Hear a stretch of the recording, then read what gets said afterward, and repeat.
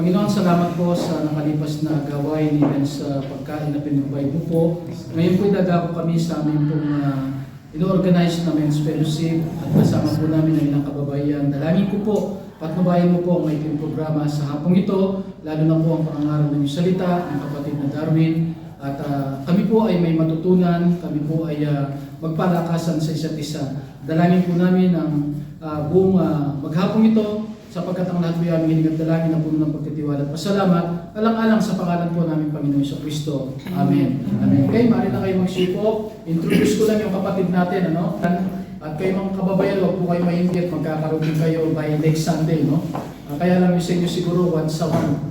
Pero kami mga lalaki, hanggat may oras kami, gagawin namin to every week. Okay, ang muna nag-preach sa mga lalaki ay si Brother Francis. Nakaraang Sunday, ang kapatid na Randy. Ngayon, ang kapatid na Darwin, no? Isa pa sana tayong pinag-pray pero hindi ko pa nabibigay yung lesson kay Brother Elia, no?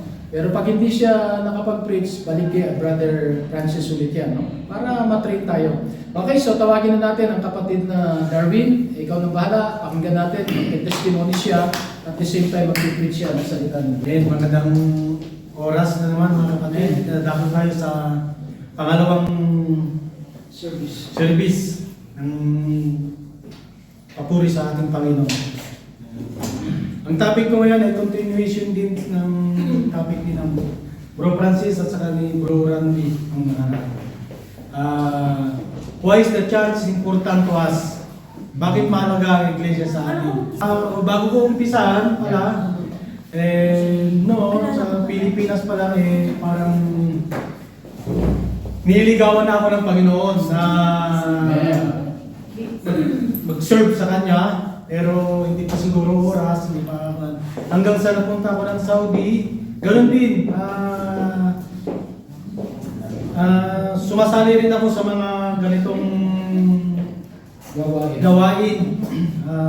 Mula nung nandito na ako, ayun na, tinanggap ko na ng ating Panginoon sa pamamagitan ng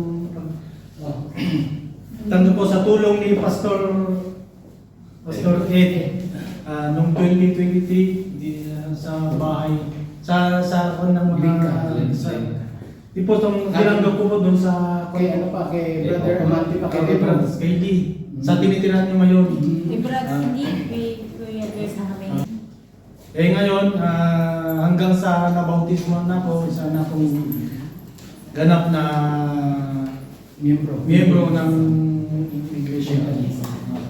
Ito rin natin ang topic. Why is the church important? Bakit mahalaga ang iglesia sa atin? Church is important to us because it's the body of Christ with Jesus as the head. Church also help us to maintain the organization, teaching, and to create support system for members. Gaya nang nangyari kay Kuya Mante, church na supportahan natin. Naibigay natin ang best natin para sa kanya hanggang sa gumawa tayo ng funeral sa kanya. Parang honor sa kanya na isang miyembro, isang kasama natin. Sabi nga sa Ephesians 5:5, kung titignan natin sa Biblia, Ephesians 5:25, husband and wife, husband, love your wife, even as Christ also loved the church and give himself for it. Kaya, ganun ang kaimportante ng iglesia. How do you measure the importance of church? Paano masusukat ang iglesia? Masusukat ang iglesia or church kasi dugo mismo ni Kristo ang pinagtubos niya dito. Hindi pera, ginto, pila o anumang nasisirang bagay, kundi ang precious blood. Amen. Amen. Kaya mahalaga, kaya dito mo nasusukat kung gaano kahalaga ang iglesia. What do you do to help support the existence of or progress of the local church? Ano ang ibig sabihin? Kung ano yung may contribution natin para mapanatili ang ating iglesia. To serve God, to invite others, at kung anong talent ang meron tayo, gagamitin natin para sa ikakalugod ng Diyos. Amen. Para mapanatili ang ating iglesia. Dako na tayo sa outline. Why important? Why is the church important? The church is, how do you measure the importance of church or an organization or entity? The church, Daan lang.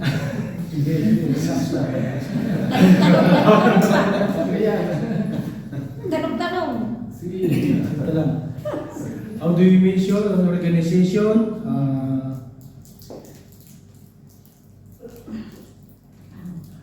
Who built it?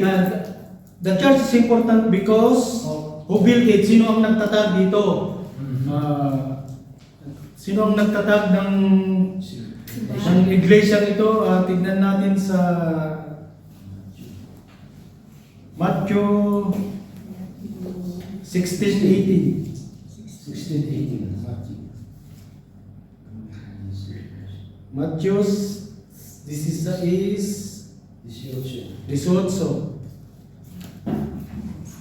Sabi ng Panginoon kay Pedro, "And I say unto thee, thou art Peter, and upon this rock I will build my church." Amen. At ito ang sinabi niya, sa ibabaw ng batong ito, itatayo ko ang aking iglesia, at ang mga pintuan ng Hades ay hindi nagsisipa na laban sa kanya. That's right. Amen. Tapos, it was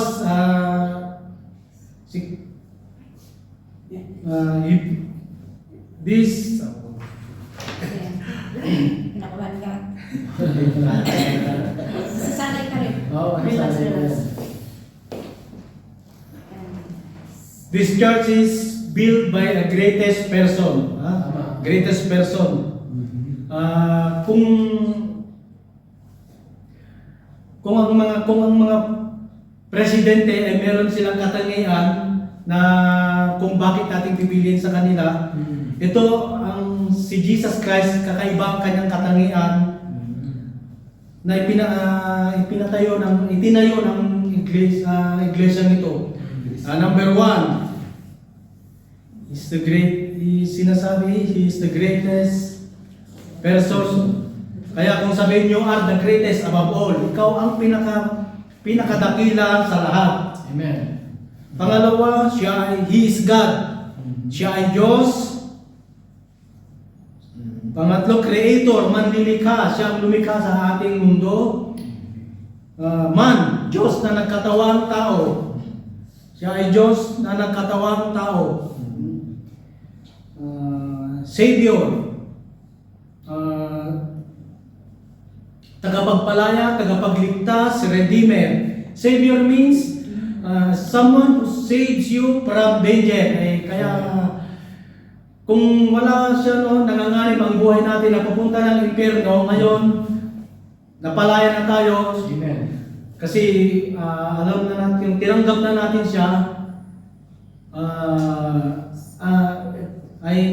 pinalin niya pala yung kanyang dugo para tayo ay hindi na mapahamak sa impyerno. And Lord, siya ay Lord. The central message of the Bible is that Jesus Christ is Lord. Amen. I must say again this, mga kapatid, the most important in relation to Christian experience is the Lordship of Jesus Christ. Amen.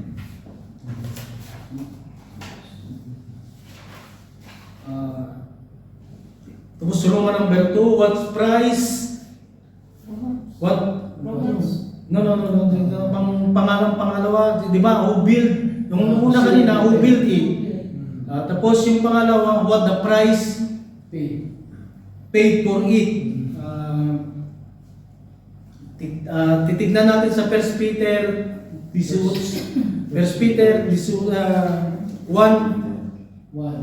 1:18, 19. Verse 1, Chapter Chapter 1, 18, 19. Verse 18 and 19. For us. Verse 18, for as much as you know that we redeemed with corruptible things. Kaya sinabi ko kanina,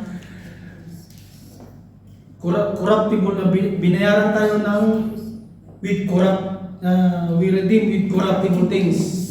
As silver and gold from your Your conversation received by Revelation from your Father. Tapos, ingatan ninyo ang inyong sarili at buong kawan. Sa kanila'y ginawa ko kayo ng Espiritu Santo ng mga obispo upang pakainin ninyo ang inyong iglesia ng Panginoon nang binili niya ng kanyang sariling dugo. Amen. Tignan natin doon din po sa 1 Peter 19. 19. Hindi tayo tinubos ng mga nasisirang bagay, pila o ginto, kundi mahalagang dugo ni Kristo, gaya ng korderong walang kapintasan at tungis sa makatuwid baga ay dugo ni Kristo. Amen. Kaya mga kapatid, palagi kong dinidiin to kasi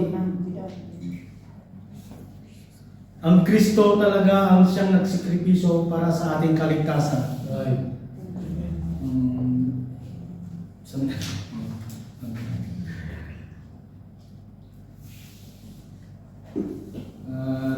Roma number 3. Why was built? Bakit ito tinayo? Sang simba, bakit ito tinayo ang simbahan? Number 1, make disciples. Itinayo to, it was built by a greatest purpose to propagation of the Great Commission. Number 1, make disciples, evangelize, teach all nations, preaching, spread the word of faith, sharing, witnessing, spread the gospel, convert to a Christianity. Christian conversion involves heart searching, a decision to submit to Christ's lordship and commitment to a discipleship. The path teaching to acknowledging Christ as Savior may involve various influence such as prayer, godly mentors, Christians, literature, and loving relationship.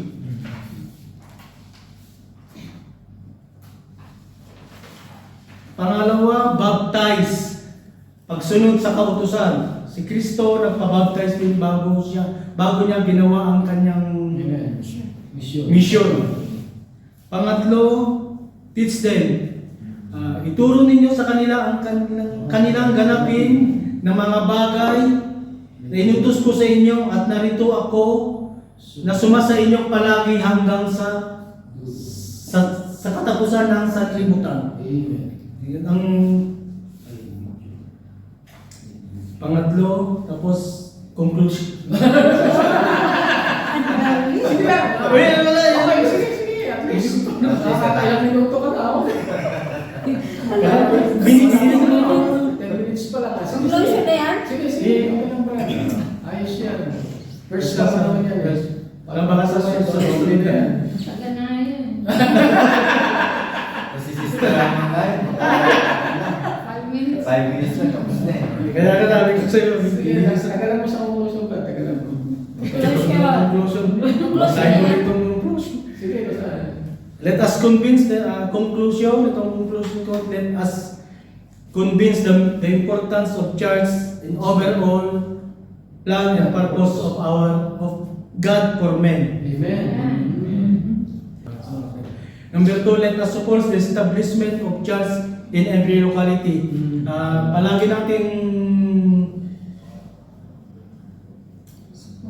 suportahan ang ating iglesia kahit man saan tayo, kahit nandito sa Armenia, kung saan man tayo mapapadpad, suportahan natin ang iglesia na itinayo ng ating Panginoon. Amen.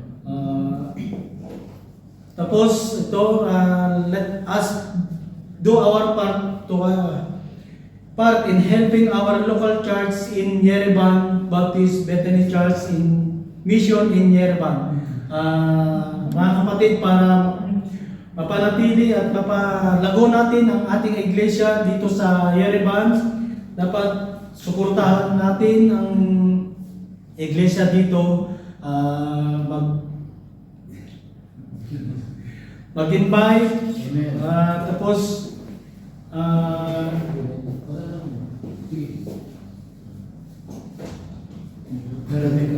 pero tapos na rin. Mag-invite tayo ng miyembro, magpabaptize, manalangin.